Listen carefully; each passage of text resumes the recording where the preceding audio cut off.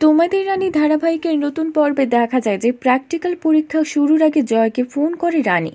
প্রথমে জয় একটু উত্তেজিত হলেও পরে কিন্তু রানীর কোষ স্বাভাবিক হয়ে যায় এবং রানীকে কিছু টিপস দেওয়া শুরু করে।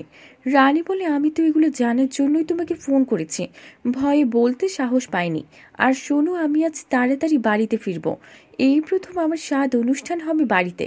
জয়ের সাথে কথা বলার সময় জয় রানীকে বলে, প্রথম দিন এই ধরনের প্র্যাকটিক্যালে তার ভয় করেনি, কিন্তু পরে বমি হয়েছিল, তাই বি কেয়ারফুল।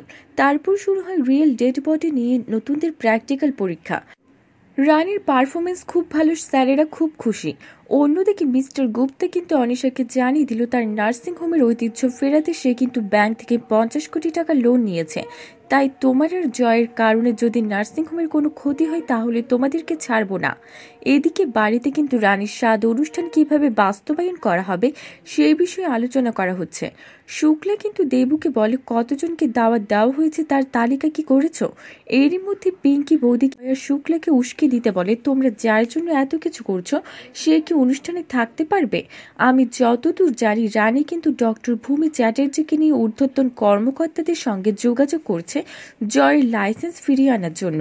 কিন্তু এতে করে যদি জয়ের বড় কোনো ক্ষতি হয়ে যায়, কথাটা শুনে রেগে যায় জয় ও শুক্লা।